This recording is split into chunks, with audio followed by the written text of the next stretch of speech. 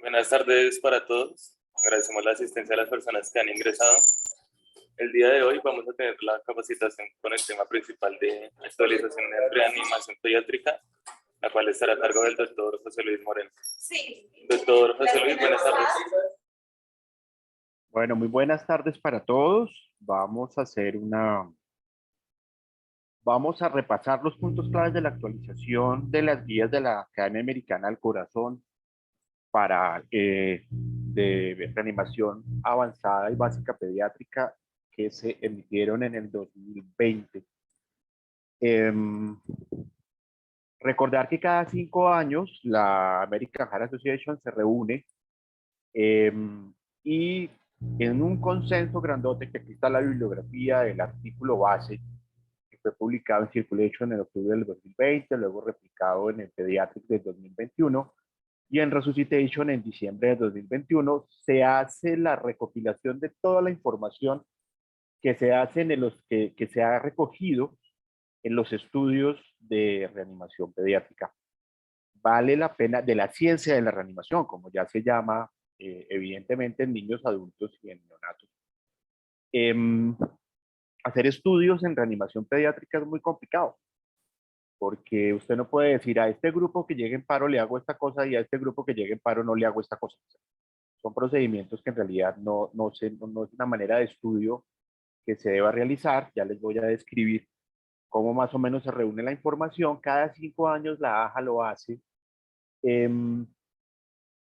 y trata de recopilar. Obviamente los estudios se hacen basados en observaciones, basados en experiencias de los grupos. Por lo general en los sitios grandes de emergencias y UCI de cuidado intensivo se toman las cámaras, se toma mucha información al respecto.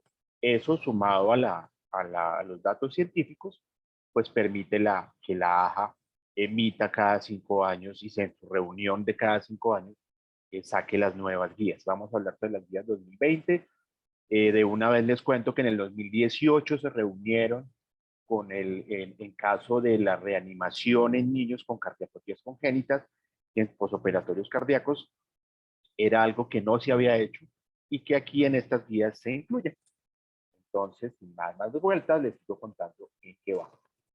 Muy bien, una pequeña introducción, que básicamente más de 20.000 lactantes y niños sufren de paro cardíaco cada año en los Estados Unidos. Eso es altísimo. Que la tasa de supervivencia dividieron el paro cardíaco así ya en el 2015 en el paro cardíaco intrahospitalario y el paro cardíaco extrahospitalario, que aunque hemos mejorado muchísimo y ya los equipos de manejo están y las personas que han hecho el PALS y las personas que nos encargamos de esto, reiteramos una y mil veces, el paro cardíaco intrahospitalario tiene un porcentaje de sobrevida alto, el 43%, pero el extrahospitalario sigue siendo absolutamente pobre, con una supervivencia muy bajita del 8%, a pesar de los equipos de respuesta rápida en el SEM, a pesar de toda la mejora a nivel de la atención extrahospitalaria. Obviamente hablo de Estados Unidos, obviamente eso en nuestro país está todavía muy lejos de que suceda a un punto óptimo. Aún así se dice que cuando el paro cardíaco es intrahospitalario y el ritmo inicial es defibrilable, recordar que la fibrilación ventricular y la taquicardia ventricular sin pulso, la supervivencia viene siendo más o menos del 25 al 34%, versus cuando el ritmo inicial es asistolia, en el cual la recuperación, la sobrevida, perdón, baja del 7 al 24%, y la supervivencia es un poco mayor cuando el ritmo es actividad eléctrica sin pulso. Importante cuando vemos y nos enfrentamos a un paciente, sobre todo pues cuando está monitorizado en los paros cardíacos intrahospitalarios, ¿no? Cuando se desarrolla un ritmo desfibrilable durante un intento de reanimación, la supervivencia al alta baja comparativamente al de las sistolias, de un 27% al 11%. Esto habla sobre el manejo importante dentro de la secuencia de reanimación, de ir corrigiendo las H y las T y las cosas que nos pueden prolongar un ritmo desfibrilable. La mayor tasa de supervivencia definitivamente es un algoritmo que más adelante vamos a hablar, que se llama la bradicardia con pulso y pobre perfusión. Es decir, la anticipación al paro cardiorrespiratorio, que es la mayoría de los pacientes que vemos en urgencias, los niños que acaban de convulsionar, los niños que están en la UCI, se les tiene una obstrucción. Ya Diana habló claramente del DONE, los tubos orotraqueales, y pues estos son los pacientes que hay que intervenir y les va afortunadamente muy bien. Obviamente es antes de la sistolia, antes del ritmo desfibrilable, antes de todas estas cosas. Y los mejores resultados neurológicos se observan cuando el paro cardíaco es intrahospitalario. Eso es una de las cosas nuevas y vamos a hablar un poquito adelante. Hay una diapositiva sobre eso. Entonces, ¿cómo lo hacen? Si yo les digo que definitivamente usted no puede, por esta puerta entran los que les vamos a hacer reanimación óptima y por esta puerta entran los que no. Entonces, básicamente, les cuento en 2, 3 diapositivas cómo lo hacen. Básicamente, cogen y hacen un consenso, cogen y revisan los estudios. ¿Qué tipo de revisiones? Básicamente las revisiones sistemáticas, que son los TIRREP. El Scoping Review es donde toman puntos claves de cada cosa y luego toman datos basados en la evidencia o la experiencia que ha tenido cada grupo de reanimación en cada país. Las que se toman realmente como estudios base para hacer cambios importantes son las revisiones sistemáticas. Vale la pena acotar que a partir del 2010 la ciencia de la reanimación cambió. Ya estamos hablando de hace 10 años, 12 años, donde hubo unos cambios realmente importantísimos en la manera de reanimar a los adultos y a los niños. Eso fue lo que trajo realmente verdaderos cambios. Y de ahí para allá, ya para las guías 2015 y obviamente para las guías 2020, pues esta gente no se pone a volver a escribir todo, pues porque esto ya está escrito, los cambios ya están comprobados, sino hacen revisiones sistemáticas sobre puntos claves. Y esos son los artículos que uno ve entre año y año en los cambios en la ciencia de reanimación. Obviamente todos estos CIRREP los llevan, emiten las recomendaciones y los llevan a este grupo, al grupo de ILCOR, que es lo que a nivel mundial reúne todos los grupos de reanimación a nivel del mundo, incluyendo Australia, incluyendo Europa, incluyendo todo, y ahí la American Heart Association emite pues las guías. Y esa es la manera. Eso lo revisan de una metodología, primero con el PICOS, que esa es una manera de verlo, intervención, comparación, resultados al alta, tiempo transcurrido, diseños del estudio, luego lo pasan por una revisión con el método Prisma y aparte de todo lo pasan por otro método que es el método GRADE, donde ya definitivamente emiten la recomendación. Los que han tenido oportunidad de ver el artículo, es un artículo grandísimo que tiene unos anexos y que cada cosa, cada cosita trae esto que les digo. Esto es una revisión sistemática, es un CISCOP o es un grado de evidencia, tal, y ahí el artículo se vuelve un poquito denso de leer, pero básicamente esta es la interpretación de cómo podría leerse y trae unos anexos. Los anexos, los que lo tuvieron, han tenido oportunidad de verlo de manera en internet, uno pincha en el anexo y lo manda a los cuadros de cómo fueron los estudios. Bueno, esto es una cosa pues bastante grande que les toma bastante tiempo. Vamos a hacer un resumen de los puntos claves de estos cambios. Este cuadro se pues, para recalcar las fases de las recomendaciones, la 1 alta, 2 moderada, bueno, lo que siempre ya hemos leído, y la cabalidad de la evidencia en la cual se presenta el artículo. Esto más o menos para tener en cuenta que la mayoría de los artículos fueron de recomendación de clase 1, un nivel de evidencia muy alto, y estos en los niveles de evidencia también de cada artículo. O sea, estamos hablando sobre temas que han pasado por una revisión exhaustiva. Esto es importantísimo para todas las personas que atienden niños y atienden adultos y niños y atendemos niños y niños y todas las combinaciones posibles, que las causas del paro cardíaco en lactantes y niños son distintas a las del paro cardíaco en adultos. Eso es clarísimo.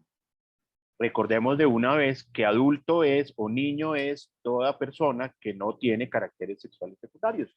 Es decir, puede ser un niño de 14 años que no tiene caracteres sexuales secundarios, puede medir 1,80 y seguir siendo un niño. Y lo mismo, el llamado de una vez para atender que los adolescentes, ya que tienen caracteres sexuales secundarios, se manejan con las guías de reanimación de adultos, ¿no? Pues que obviamente pues estamos en una población, cuando hablamos de niños, pues básicamente hablamos de escolares, hablamos de lactantes, pequeños y grandes, y niños centrados en la etapa de la preadolescencia.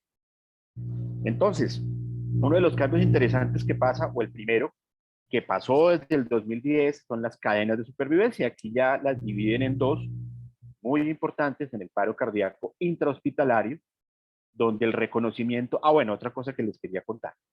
Las guías de reanimación no es cuando el paciente está en paro. Obviamente tiene un componente importantísimo de la reanimación, de la RCP, de la reanimación cardiopulmonar. Pero de hecho el grueso de lo que es el PALS es en la identificación y en la prevención del evento de asistolia o de paro cardíaco y el manejo y la prevención y evitar el evento del paro respiratorio, en la identificación del shock, la identificación de la insuficiencia respiratoria y la falla respiratoria, la identificación en todo el global para que no llegue el evento final, que ya vimos que la estadística pues no nos ayuda. En ese caso es muy importante el reconocimiento y la prevención, las prevenciones a las alertas tempranas de los pacientes, de los síntomas de los pacientes para que no hagan paro cardíaco. Segundo, la activación y respuesta de emergencias, que es clave. Clave, muchas veces uno tiene pacientes en piso y entonces eso también es tema de discusión. Y entonces pasa la persona que está al cuidado del niño en la noche y lo ve que está en paro y lo primero que hace la persona es salir corriendo y resulta que hay que dar alerta, pero quedarse ahí y arrancar inmediatamente con presiones o RCP de alta calidad, que ya vamos a reforzar qué es, inmediatamente entrar en la reanimación avanzada, que es clave, bien sea, obviamente estamos dentro del hospital, debemos tener un desfibrilador a mano, inmediatamente trasladarlo, sacarlo de la condición, iniciar los cuidados post-paro y un punto clave que ya habla la guía 2020, que es la recuperación del paciente y su familia, la parte de rehabilitación que debe arrancar de manera temprana. En el paro cardíaco extrahospitalario, pues obviamente es la prevención, el uso de los cinturones de seguridad, el uso de las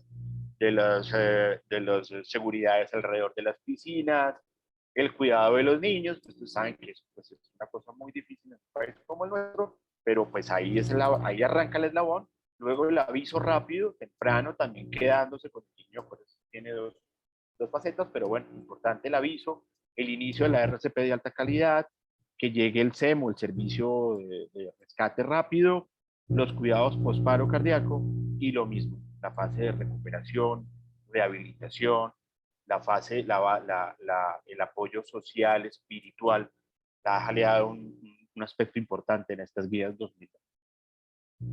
Muy bien, empezando a hablar entonces ya más en materia, vamos a hablar primero de los cambios o de las cosas que se mantienen del BLS que se las quise traer para recordarlas, para pegarle un recorderis cuando dice SC sin cambios, para recordar que la secuencia de reanimación, cuando uno está absolutamente solo, nadie más le puede ayudar, son 30 compresiones por 2 ventilaciones, y eso nunca se suspende. Uno en los cursos de reanimación pregunta, bueno, ¿y cada cuánto paro cuando estoy solo reanimando? Nunca, absolutamente nunca. 30 compresiones y 2 ventilaciones. Esa es la reanimación estándar, ya vamos a ver otra cosa adelante. Y cuando hay 2 reanimadores debe ser 15 compresiones por 2 ventilaciones. Esto mismo lo vamos a hacer y lo vamos a practicar cuando estemos en la reanimación avanzada con una acotación pequeñita, que eso debe durar 2 minutos, que son 5 ciclos de 30 por 2 o 10 ciclos de 15 por 2, pero pues eso en la reanimación básica no cuenta. Cuando hay 2 reanimadores, sí, cada 2 minutos usted puede cambiar de reanimador y obviamente usted necesita un DEA. Ya una reanimación sin DEA por fuera del hospital, pues no está bien. Y el mismo DEA le va a contar y le va a cantar la zona en qué momento debe usted cambiar. La palpación del pulso, eso es importantísimo. Entonces uno cree que si no le palpa el pulso al paciente, pues el paciente no está muriendo. Y resulta que mentiras. La sola palpación del pulso no determina la presencia de paro cardíaco. Acuérdense, ante una víctima que no responde o no respira adecuadamente o no respira y no tiene signos de vida, que usted lo mueve y nada, no se observa nada, pues se debe iniciar RCP. Ahora, si usted, y se los digo por experiencia de cursos de reanimación y por experiencia de la vida, uno cree que les sabe tomar el pulso a los pacientes, resulta que no. Y en una situación de estrés y en la calle, menos. La cosa se enreda. Entonces, si usted se siente absolutamente seguro, vaya y toma el pulso al paciente. Recordar que en las personas grandes es el pulso carotidio y en los chicos es el pulso braquial o femoral. Pero no se demore más de 10 segundos y arránquele con presiones y ventilación. Y aquí es lo que yo les digo, el 2017 pues se pusieron a pensar porque a los niños únicamente había que hacerle RCP convencional y si no había pues manera, no había cómo, versus las compresiones únicamente. Pues resulta que eso se dieron cuenta que era un enredo, que no toda la gente sabe dar ventilaciones, o es muy difícil, o les da miedo. Bueno, obviamente, teniendo todas las consideraciones del caso, pues hay personas que definitivamente no lo van a hacer. Ya vimos que las causas en niños y en adultos es distinta y en los niños se prefiere la RCP convencional, la que tiene compresiones y ventilaciones. Pero usted sí definitivamente no es un reanimador Lego, no se dio, no pudo porque usted no pudo. Entonces, compresiones es ahora también importante recalcar. Hay unas cosas de estas guías, se me olvidó decirles al brindar dos, tres transparencias anteriores, donde les recalco que muchas veces el cambio de la palabra, entonces se recomienda, es tolerable, ya no se usa, bueno, el cambio de la palabra hace el cambio de la recomendación. Muchas cosas que vamos a ver ya se habían dicho, pero que como tiene ese método de depuración de información, el cambio específico de cada palabra hace que el sentido de la recomendación cambie y sea más fuerte o menos fuerte. En cuanto a las ventilaciones de rescate, eso sí es una recomendación 2022, que acuérdense que hay una cosa que se llama la bradicardia con pulso y pobre percusión, que viene siendo eso, o el paro respiratorio, muy entrecomillado. En niños con pulso pero esfuerzo respiratorio inadecuado se debe iniciar ventilaciones de rescate con frecuencia de cada 2 a 3 segundos. Eso fue un cambio. Antes se recomendaban de 3 a 5 segundos, ahora de 2 a 3 segundos, para dar más o menos de 20 a 30 ventilaciones por minuto.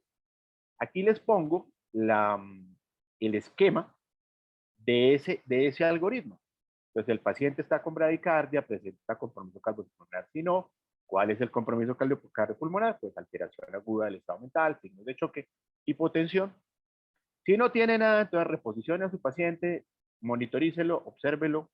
Si está en la calle, póngale una posición de recuperación.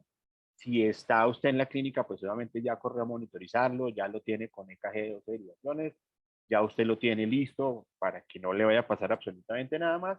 Y si definitivamente sí está mal, entonces arranque las ventilaciones de rescate, como dijimos, con una bolsa mascarilla, una bolsa autoinflable, con un sistema de Jackson, ya la autoridad también lo citó. Y si usted está en la calle, pues es boca a boca. Si la frecuencia cardíaca sigue o se puso menor de 60, bajó o está menor de 60 en ese momento, usted inmediatamente inicia las compresiones torácicas, que es el cuadro verdecito de aquí abajo, e inicia inmediatamente adrenalina. Entonces me van a preguntar, ¿y qué? ¿Y la atropina dónde quedó?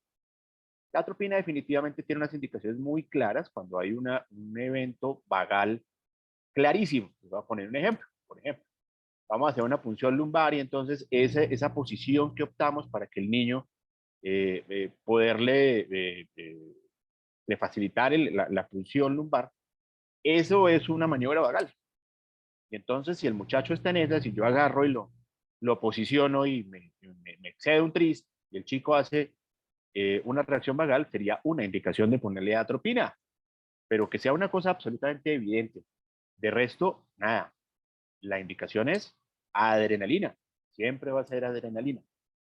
Acuérdense la dilución, aquí se las tengo en el cuadro, la dilución no ha cambiado. Una ampolla más 9 cc de solución salina, es decir, 1 en 10, y la dosis seguirá siendo 0.1 cc por kilogramo. La otra es cuando presenta una arritmia, por algún motivo, o sea, una bradiarritmia, prefiero la atropina con la adrenalina. Si no tengo disponible pues la adrenalina, le coloco atropina, pues está indicada. Cuando yo no tengo conocimiento que el paciente tiene una arritmia, simplemente por especificidad del tejido miocárdico, a la atropina en el caso de arritmia o de bradiarritmia. Aquí sí le voy a comprobar el pulso cada 2 minutos. El paciente tiene pulso, entonces necesito vigilar si el pulso baja menos de 60 y tengo que iniciar compresiones del tórax. Esa es la única razón por la cual en reanimación básica, obviamente estamos hablando de un caso hipotético donde tenga el paciente en la calle y comience yo mis compresiones, pero resulta que el paciente respira y le puedo yo tomar el pulso, sería la única indicación de tomarle el pulso al paciente. Obviamente, no estamos en el escenario del equipo ya con una unidad, lo recalco que es en el escenario extrahospitalario. Muy bien, estos puntos claves, claves, claves. ¿Cuál es la RCP de alta calidad? Esa es la misma recomendación, sin cambios. Minimizar las interrupciones, claro, no es que, uy, no, le di compresiones, entonces ahora dele usted. Y entonces dele usted resulta que pues el tipo está a 20 metros de donde está el paciente, nada, hay que continuar. Profundidad y frecuencia adecuadas, 4 centímetros en lactantes de compresión del tórax o de, sí, de compresión del tórax y 5 centímetros en niños con una frecuencia, acuérdense, de 100 a 120 minutos, perdón, por minuto. Y clave, permitir que el tórax regrese a su posición inicial entre compresión y compresión y evitar las ventilaciones excesivas. Esos son los 4 componentes grandes de la RCP de alta calidad. La frecuencia de la ventilación con un dispositivo avanzado de la vía aérea. Entonces ya tenemos al paciente intubado. Acuérdense que eso era distinto. Eso era de 5 a 8 ventilaciones, perdón, una ventilación cada 5 a 8 segundos. Ahora la pasaron de 2 a 3 segundos. ¿Por qué? Pues las frecuencias de ventilación más altas, al menos 30 por minuto en lactantes y al menos 25 en niños, se asocian a mejores índices de RCE. ¿Qué es la RCE? La recuperación de la circulación espontánea. Lo igualaron a las ventilaciones con bolsa mascarilla que vimos en el cuadro anterior y eso ha ayudado a que la gente sepa que es el mismo número. En reanimación es muy importante saberse un solo número, o que el número sea igual para varias cosas, porque eso facilita el aprendizaje y facilita que usted lo haga cuando esté en la situación específica. Otra recomendación 2020, utilizar el tubo con balón. Antes decían que eso era complicadísimo, que se póngale cualquier tubo, porque lo importante era intubar al paciente rapidísimo. Pero resulta que no. Ahora, y ahí está la palabra, es razonable optar por el uso de un tubo con valor en vez de un tubo sin valor. Y se debe prestar atención al tamaño del tubo, la posición y la presión de inflado. Es importantísimo, que la AJA lo recomienda entre 20 y 25 centímetros de agua. ¿Por qué cambiaron eso? Pues hombre, mire, disminuye el riesgo de aspiración y baja los índices del cambio de los tubos. Acuérdense que usted saca a su paciente, le recupera la circulación espontánea, pero la reanimación no para ahí. Eso hasta ahora está empezando el cuento. Listo, el paciente tiene pulso, le cambia el color, pero de ahí para allá es donde usted comienza realmente a hacer el resto de las acciones, evitar que entre en arritmia, corregir las H y las T, bueno, todo lo que es el proceso luego de la recuperación de la circulación espontánea. Se dieron cuenta que no ha demostrado más estenosis con el uso de una técnica adecuada y con el vigilancia estricta de las presiones de inflado y sobre todo evita los cambios de los tubos. Entonces usted dice, en medio de lo que está pasando, en medio del estrés de la reanimación, no, es que el tubo no le sirve y entonces usted le quita el tubo y resulta que el tubo sí servía y entonces ese rollo. Entonces usted con una adecuada técnica, pasándole el tubo, inflándolo adecuadamente, ya usted asegura su vida aérea y gana tiempo. Acuérdense que esto es una carrera contra el reloj. Esta es otra cosa. Definitivamente hablaban de la presión cricoidea y entonces qué tal, entonces que venga y que eso le quita el reflujo y que le ayuda como a posicionar la vía aérea y entonces usted puede pasar un tubo más fácil. Nada que ver. Definitivamente no se recomienda el uso rutinario de presión cricoidea. Vuelve a ser rutinario, es decir, hacerlo pues todas las veces durante la introducción endotraqueal de pacientes. Resulta que se dieron cuenta que eso reduce los índices de éxito de la intubación y no baja la infiltración. Es decir, no se deduce. Y lo mismo, el grupo de redacción dice, eso va a interferir en la ventilación o la velocidad o la facilidad de la intubación, definitivamente menos. No se debe utilizar, no se recomienda utilizar. Bueno. El énfasis en la administración temprana de adrenalina. Esto era una cosa muy, muy, muy importante cuando administrábamos cuando veíamos la secuencia de RCP. Entonces antes decía que usted tal, tomaba el pulso, arrancaba, fin, miraba si el pulso era desfibrillable o no. Entonces usted decía, bueno, ¿y cuándo le pongo la adrenalina? Entonces usted arrancaba y le hacía 1 o 2 ciclos y entonces arrancaba ahí sí le arrancaba la medicación. Nada que ver.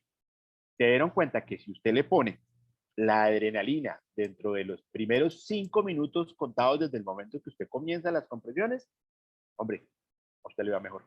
es razonable ponerlo en cualquier situación. O sea, no es solo en el paro cardíaco intrahospitalario, sino el paro cardíaco ya cuando llega el SEM, ya cuando usted tiene la posibilidad de atenderlo por fuera y tiene la posibilidad de tener un botiquín a mano con una adrenalina, se debe colocar. Resulta que en el paro cardíaco intrahospitalario, cada minuto de retraso de la aplicación de la adrenalina disminuye la sobrevida a las 24 horas y al alta del paciente. Y en el paro cardíaco extrahospitalario aumenta las tasas de recuperación de la circulación voluntaria y la sobrevida. Es decir, en ambos escenarios al paciente le va mejor. Aquí está.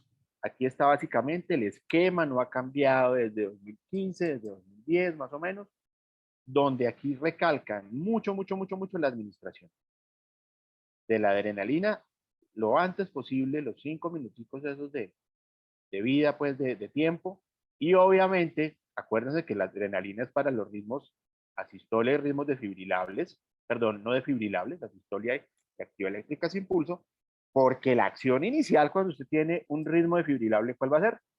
Pues la descarga desfibrilable, que son la taquicardia ventricular sin pulso y la fibrilación ventricular como primeras acciones. Obviamente, en el paso del siguiente, en las siguientes secuencias de reanimación, pues está la administración de la adrenalina dentro del paro cardíaco continuo de fibrilación, ¿no? Pero hablando específicamente del inicio de la reanimación con asistolia y actividad eléctrica. Esto era otro tema controversial en las guías 2010 y 2015. En 2010 eso no existía, eso decía que nada que ver, eso no servía para nada. En las 2015 no le daban ninguna importancia, pero en las guías 2020 sí. En las guías 2015 decía que la forma de la onda cuando entra un paciente en paro cardiorrespiratorio en una UCI y ese paciente tiene una línea arterial, en el 2015 hablaban de la forma de la onda. Entonces usted veía la onda y entonces usted veía la onda moviéndose, significaba que usted le estaba dando compresiones de buena calidad o RCP de buena calidad. Y ahora resultó que le dieron más validez. Entonces, en el caso de usted tener monitoría arterial continua, en el momento del paro, es razonable que usted se deje guiar por la tensión, por la presión diastólica, que debe ser por lo menos de 25 milímetros de mercurio en lactantes y 30 milímetros de mercurio en niños más grandes. Entonces usted puede estar vigilando y dice, listo, si no me le está dando esos números, debo dar mejores compresiones y mejores ventilaciones. Esto tan nuevo del 2020, acuérdense que le ha dado la AJA mucha importancia a la parte de la rehabilitación y a la parte de las secuelas y a la descarga, a la salida del paciente. Esto es importantísimo, sobre todo en el cuidado posparo. Ellos que cambiaron también eso, hay una lista de chequeos que se los vamos a mostrar en la charla, donde le da una prioridad grandísima a la detección temprana de convulsiones o episodios, ataques no convulsivos o estados epilépticos no convulsivos.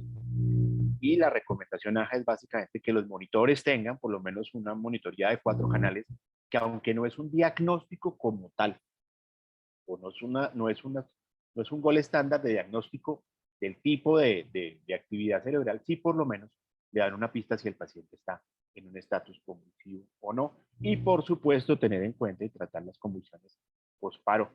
Obviamente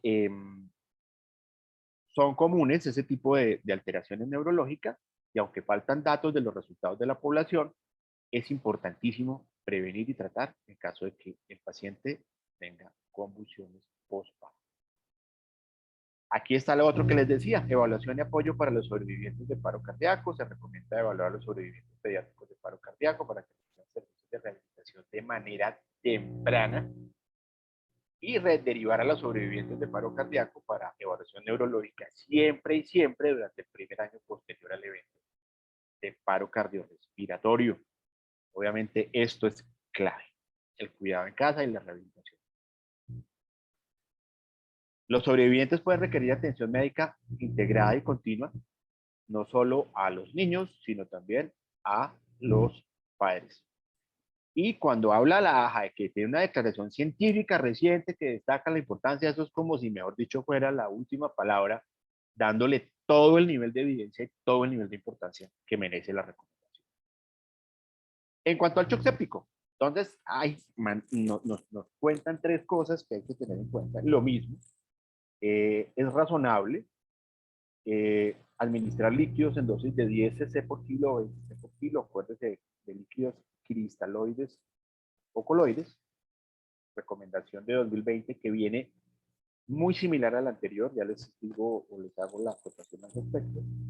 En cuanto a la elección de vasopresores, cuando ya el choque es refractario a líquidos, es razonable utilizar adrenalina o noradrenalina como infusión vasoactiva inicial. Y cuando ya cuando no está disponible la adrenalina o norepinefrina, se puede utilizar la dopamina. Acuérdense un viejo, perdón, viejo no, acuérdense el esquema que existía para el manejo del shock séptico, donde usted llegaba y le tomaba unos gases y veía pues si la saturación venosa era menor de 70 o menor de 70, y entonces usted comenzaba el shock frío, entonces usted elegía el tipo de vasopresor que iba a utilizar. La recomendación es rapidez, la recomendación es no demorarse, la recomendación es no retrasar el manejo. Guías específicas de sepsis recomiendan, o de choque séptico, recomiendan la administración si están en un sitio lejano, no están en una UCI o el paciente no puede llegar rápidamente a una atención, cuidados intensivos por el motivo que sea. Es recomendable y se debe hacer, iniciar adrenalina, se puede utilizar por vena periférica sin ningún problema, a una muy buena dilución, diluida a la dosis adecuada, y el paciente el paciente le va a ir mejor si aplicamos vasoactivo de manera rápida, adrenalina o no adrenalina. Si no tengo, le puedo empezar dopamina. Y esta es la otra recomendación de corticoides, que la teníamos ya como terapia de rescate al final allá del cuadro. Y si al final por allá salió un cuadrito amarillo y dice, bueno, si definitivamente no le sirvió nada, pues póngale el corticoide. Resulta que ha tomado más validez y usted lo puede ir haciendo mucho más rápido, en poco tiempo. Acuérdense la hora de oro de nuestra shock séptico, que todo en una hora tenemos que tener absolutamente cuadrado. Entonces, si veo que ya le puse los líquidos y no salió, pum, le inicio los vasoactivos, y no salió, pum, no lo pienso tres veces, puedo empezar corticoides a dosis de estrés.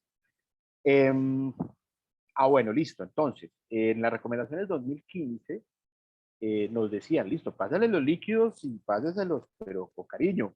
Y ponga a cada paciente de manera individual. Acuérdense que la sobrecarga hídrica trae un montón de complicaciones. Entonces vaya evaluando a su paciente paso a paso, los niños desnutridos, los niños con síndrome hipocóticos, los niños con dengue, los niños, todo ese tipo de pacientes, acuérdense que son de una característica distinta y cada bolo debe ir individualizado, cada paciente, para evitar la sobrecarga que produce tanta muerte como el shock. En estudios recientes se ha demostrado mejor respuesta de epinefrina o norepinefrina sobre la dopamina. Entonces acordémonos de ese esquema y algoritmo que les cuento que da dopamina y no sé qué, nada. Epinefrina o norepinefrina. Y lo mismo la administración más temprana, más rápido, dentro del shock séptico refractario ya a vasoactivos, o a catecolaminas. Esta recomendación es nueva, que era una cosa que se hace, realmente se hace, pero acuérdense que ellos pues, le dan la importancia que toca, y es la reanimación con componentes sanguíneos en el caso de un choque hemorrágico. Entonces dijeron, sí, claro, pero antes de eso no decía. Si llegaba el paciente, entonces usted agarraba y le ponía líquidos cristaloides pues a grandes volúmenes y esperaba que llegara la sangre. Pero si ahora usted tiene la sangre disponible, pues póngale la sangre de una vez y reanímelo con sangre a las dosis, 10 cc, 15 cc, 20 cc. ¿Okay? Un beneficio para la reanimación temprana y equilibrada mediante el uso de concentrados de glóbulos rojos, puede ponerle plasma fresco congelado y o plaquetas. Y lo mismo, los grupos de trauma grandes de Estados Unidos respaldan este tipo de reanimación. Esto es nuevo, esto no existía. Esto es una cosa que está en las guías de 2020 y pues es una recomendación fuerte. Hablan del gran problema que tienen los norteamericanos por la epidemia de opioides que tienen grandísimo. Entonces, básicamente, ya les voy a mostrar los dos algoritmos que tienen. básicamente dividen las cosas entre la gente entrenada y el uso de la naloxona. ¿Qué es lo importante? Si el paciente, entonces, en el caso de pacientes con paro ventilatorio, la ventilación de rescate, la ventilación con bolsa mascarilla de mantenerse hasta que vuelva la ventilación espontánea. Vamos a hablar del algoritmo que vimos arriba. Eso es como si fuera una bradicardia con pulso y pobre percusión. Nuevamente la persona tiene una alteración en su estado mental y tiene esa alteración en el driver respiratorio, y al estar así, pues definitivamente necesita, como tal, una asistencia ventilatoria. Ya hablamos que es una cada 2 a 3 segundos. 1, 2, ventilo. 1, 2, ventilo. 1, 2, 3, ventilo. Muy bien. En caso del pulso palpable, volvemos exactamente a lo mismo. Entonces, si usted es una persona que no pudo o es una persona lego y usted le tiene que dar instrucciones a alguien, hermano, no le tome el pulso. Simplemente arranque a hacerle ventilaciones si el paciente todavía respira y ayúdele. Y si no, empiece a hacerle soporte avanzado estándar, RCP, con compresiones y ventilaciones. Es lo ideal. Esta persona sola con compresiones, o sea, la reanimación estándar, debe salir con reanimación estándar, y la administración de naloxona intramuscular o intranasal que la puede hacer cualquier persona que esté entrenada o una persona leve. Lo mismo. En el caso de los pacientes que se sabe o se sospecha que están en paro cardíaco, que la ausencia de un beneficio comprobado por el uso de la naloxona, ¿usted qué tiene que hacer? Reanimación. Estándar, compresiones más ventilaciones. Clave, si usted fue y le puso la naloxona, entonces no se va a quedar esperando a ver si el paciente se recuperó y se sentó y ya no le pasó nada, no. Tiene que seguir con presiones y ventilaciones y definitivamente la dosis de la naloxona que le puso no funcionó. Unas estadísticas: en los Estados Unidos en el 2018 la sobredosis de opiáceos provocó 65 muertes en niños menores de 15 años y 3.618 en personas de 15 a 24 años. Estas recomendaciones son idénticas para adultos y para niños, y excepto, vuelvo y de recalco, donde las compresiones y ventilaciones son claves para la población pediátrica.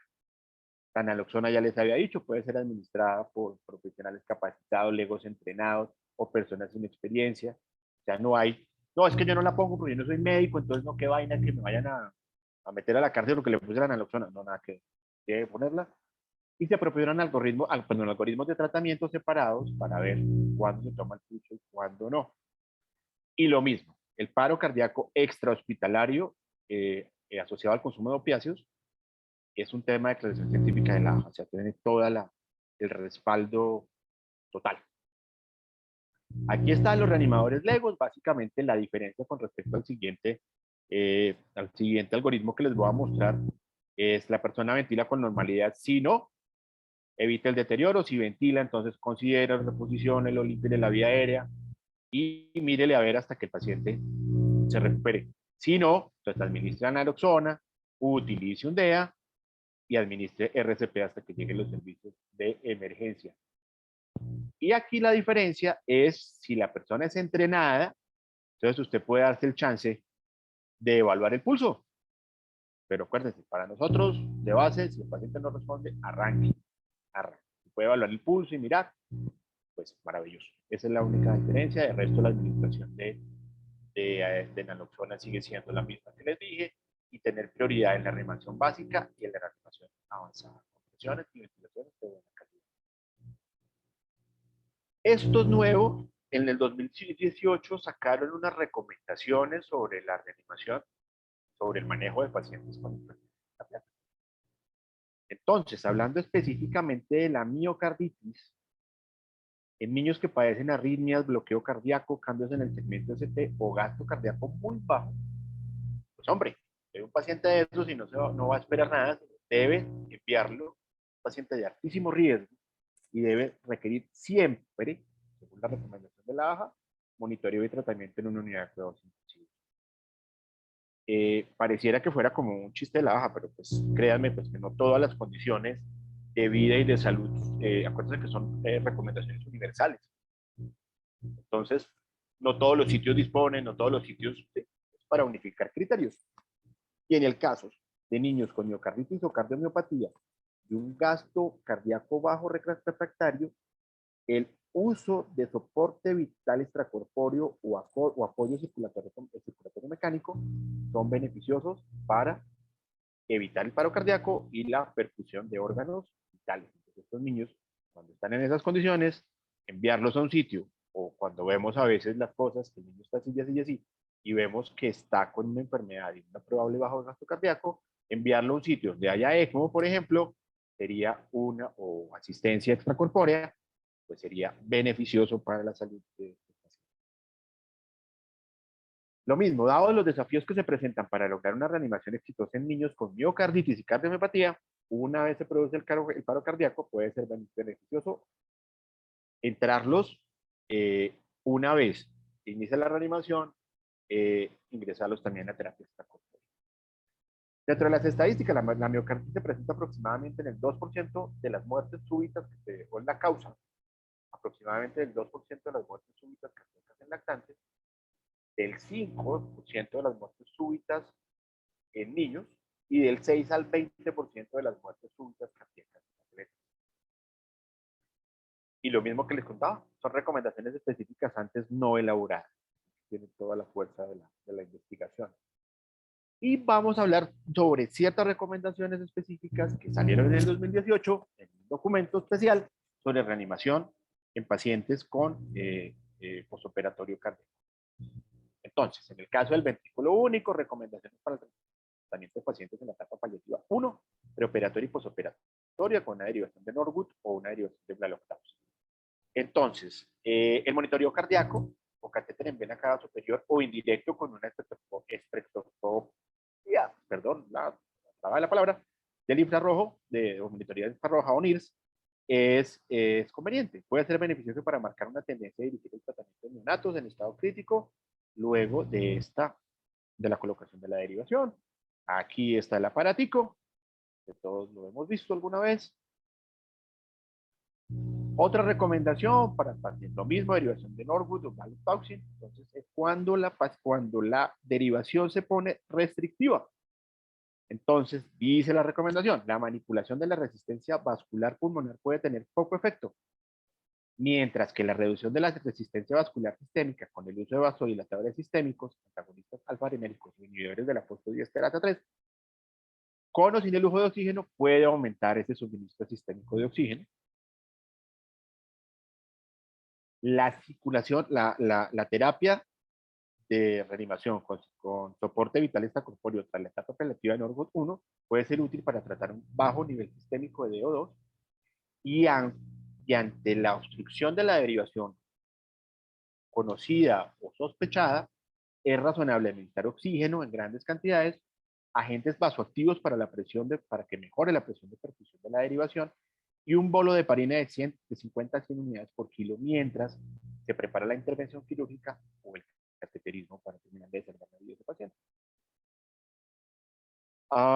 Para los neonatos antes de la etapa de reparación, 1, con sobrecirculación pulmonar y gasto cardíaco sistémico sintomático, es razonable tener como objetivo presiones de CO2 entre 50 y 60. Y esto se puede lograr durante la ventilación mecánica mediante la reducción del volumen minuto o a la administración de analgesia y sedación con o sin bloqueo muscular. Lo mismo entonces ya en los pacientes que tienen que están en riesgo, no estado previo al paro, en riesgo de paro cardíaco, o una fisiología de anastomosis cavo-pulmonar superior y una hipoxemia grave debido al flujo sanguíneo pulmonar inadecuado o ocupe, las estrategias de ventilación que apuntan a lograr una acidosis respiratoria leve y una presión media mínima de las vías aéreas sin la atelectasia pueden ser útiles para aumentar la oxigenación arterial, cerebral y sistémica. Y lo se puede considerar extracorpóreo en pacientes con anastomosis cavo-pulmonar superior o circulación espontánea para tratar un DO2 bajo. Mientras las causas reversibles se mejoran o entran en un sistema de asistencia o revisión quirúrgica de la cirugía. Fundamentos. Pues aproximadamente 1 de cada 600 en Estados Unidos lactantes y niños nacen con enfermedades cardíacas congénitas críticas. La cirugía en etapas para los niños nacidos con fisiología de ventrículo único con el síndrome de corazón isquémico hiperplástico, abarca los primeros años de la vida, es decir, estamos hablando de pediatría, de PALS. La reanimación de estos pacientes, de estos lactantes y niños definitivamente es compleja y sale de la lista de la reanimación estándar. Y las anteriores guías no tenían ninguna recomendación específica al respecto. Esto es un documento que emitió la AJA en el 2018. Específicamente sobre la hipertensión pulmonar, se emitió una recomendación 2020 que cuando le pongo AST atrás está actualizada, o sea, está más actualizada en 2020. Y la recomendación es muy clara. El óxido nítrico inhalado o la prostaciclina se deben utilizar como tratamiento inicial para el abordaje de las crisis hipertensivas pulmonares o la insuficiencia cardíaca derecha secundaria a una mayor resistencia vascular pulmonar. Y obviamente este tipo de niños se les debe proporcionar una supervisión y un manejo respiratorio cuidadoso para evitar la hipoxia y la acidosis en la atención posoperatoria del niño con hipertensión pulmonar. Se deben utilizar en este tipo de pacientes ante el alto riesgo de sufrir crisis hipertensivas pulmonares, analgésicos sedantes y bloqueantes neuromusculares adecuados. Y lo mismo para el tratamiento inicial de las crisis hipertensivas pulmonares, la administración de oxígeno en altas concentraciones y la inducción de alcalosis a través de hiperventilación o administración endovenosa de álcalis pueden ser útiles mientras se administran vasodilatadores y específicos de los pulmones. En el caso de niños que presenten hipertensión pulmonar refractaria, incluidos signos de bajo gasto, también se puede recomendar la asistencia extracorpórea. Dentro de los fundamentos que nos dan, la hipertensión pulmonar es una enfermedad rara en lactantes y niños, está asociada con una morbilidad y mortalidad altas, significativas, y requiere un tratamiento especializado y específico. Y lo mismo, las guías anteriores no brindaban recomendaciones para el tratamiento de la hipertensión pulmonar en lactantes y niños. Otro de los cambios importantes que hubo fue que unificaron dentro de la ciencia de la reanimación y de la instrucción que se da, que uno da durante los cursos de reanimación. Les decía que entre los números sean más fáciles de aprender, las cosas sean más simplificadas, más las vamos a recordar. Entonces, hicieron un cambio que en realidad no es un cambio científico, es un cambio visual y esquemático sobre el manejo de las arritmias, donde pusieron las arritmias de complejo ancho dentro del mismo algoritmo. Ellas tenían solo un algoritmo aparte donde hacían las recomendaciones medicamentosas como amiodarona, como básicamente la amiodarona, la procainamida. Aquí simplemente lo que hicieron fue compactar el algoritmo, hacerlo más completo. Las dosis siguen siendo las mismas, los criterios de taquicardia siguen siendo los mismos, los criterios de compromiso cardiopulmonar siguen siendo los mismos y básicamente le refuerzan a uno exactamente las mismas dosis que hay para la cardioversión sincronizada y la desfibrilación. Lo hicieron más esquemático y más completo. Muchas veces uno en los cursos de reanimación por falta de tiempo, porque bueno, habían ciertas cosas, dejaba un poquito de lado esa taquicardia con el paciente estable. Aquí le incluye, es muy importante. Y para terminar, hicieron un cambio importante también en este checklist eh, que uno debe llevar para el estado postparo. Acuérdense que le dieron mucha importancia en las cadenas de supervivencia, donde está la oxigenación y la ventilación, el monitoreo hemodinámico, el manejo específico de la temperatura, la neurosupervisión, lo que les estaba contando hace ratico, el control de los electrolitos y la glucosa, el control de la sedación y dolor y poder determinar rápidamente o de una manera esquemática acerca del pronóstico del paciente. No tenía nada más que contarles. Muchísimas gracias y preguntas en este momento.